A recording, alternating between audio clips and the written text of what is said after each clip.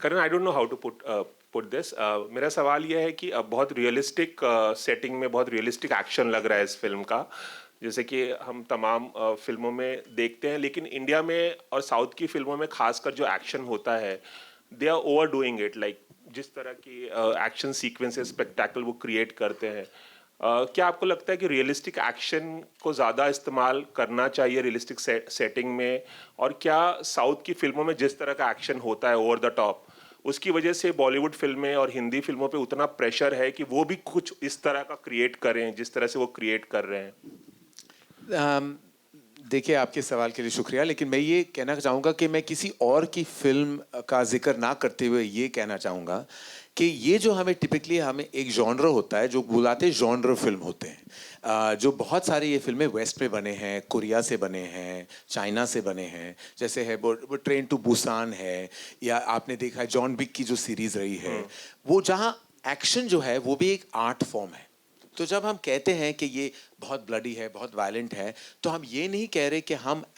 Violence या खून खराबा को हम बढ़ावा दे रहे हैं, पर आपको दिखाना चाहते हैं कि जिस तरह वायलेंस दर्शाया गया है इस फिल्म में, it is nothing short of a form of art. जिस तरह वो कोरियोग्राफी है एक्शन की, एकदम क्लॉस्ट्रोफोबिक स्पेस में, एक नैरो से ट्रेन में आपने जो कोरियोग्राफी वहाँ दर्शाई है, जिस तरह आपने एक्शन को कोरियोग्राफ किया है between Nikhil's expertise writing and mister Oz expertise in action, तो इट्स एन आर्ट फॉर्म। तो हमने कभी नहीं सोचा कि हम रियलिस्टिकली कर रहे हैं या ओवर द टॉप कर रहे हैं या किसी और को हम एम्यूलेट कर रहे हैं या कॉपी कर रहे हैं, ऐसा कुछ नहीं था। हम पहली बार हिंदुस्तान को ये दिखाना चाहते थे कि इस किस्म की जो कोरियोग्राफ्ड आर्टिस्टिक एक्शन और वायलेंस है वो हम दिखा सकते हैं, और हम एज एन आर्ट फॉर्म आपको दिखा सकते हैं। तो यही हमारी तरफ से, यही प्रयास था हमारी तरफ से, और यही कोशिश थी कि हम कुछ ऐसा करें जो अलग हो। और बहुत सारी एक्शन फिल्में बनी हैं, बहुत सारा बजट वाला भी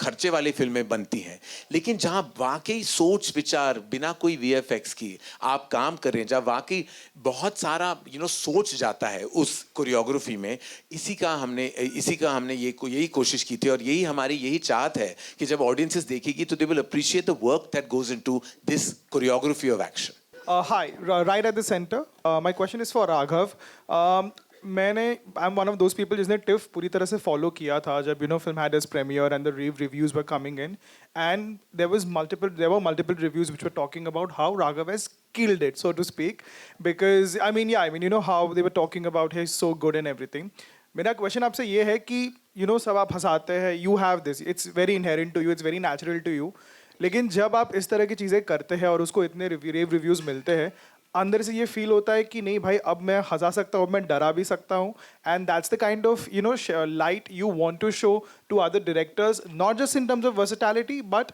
टू शो कि नहीं भाई, मैं बहुत सारी चीज़ें कर सकता हूँ, और that's the kind of moment you wait for. Yes. मतलब ये है कि यार स्टीरियोटाइप से बहुत बचते रहता हूँ मैं लाइफ में, मेरी बड़ी एक, और मैं बहुत जल्दी बोर हो जाता हूँ किसी भी चीज़। मुझे मतलब ऐसा है कि मैं अगर एक चीज़ कर रहा हूँ, और जैसे मैंने डांस किया, बहुत स्टेज किया, तो मेरे लिए बड़ा मोनोटोनस कुछ चीज़ हो जाती है जब, तो मैं हट जाता हूँ उस चीज़ से। मेरी आदत है, पता नहीं बुरी आदत है कि सही आदत है, बट उस वजह से मुझे ये है कि मैं अलग अलग चीज़ें और अलग अलग रिस्क ले सकता हूँ अपनी लाइफ में। तो मुझे अच्छा लगता है मैं नए नए रिस्क लूँ, सोशल, क्रिएटिव, फिजिकल, हर टाइप के। तो इसीलिए मैं कुछ नई नई डिस्कवरीज होती रहती है, और मैं ये कोशिश करूँगा कि अब मैं obviously comedy, I have seen me doing comedy, yes, अब मैं विलन बन रहा हूँ तो वो भी बखूबी निभाऊँ। और बिल्कुल मैं बाकी डायरेक्टर्स को भी कहना चाहूँगा, मैं सब कर सकता हूँ, मैं राम बन सकता हूँ, रावण बन सकता हूँ, पत्थर बन सकता हूँ जो तैरता है, हर चीज़ कर सकता हूँ। तो I am ready for like everything. Okay, thank you.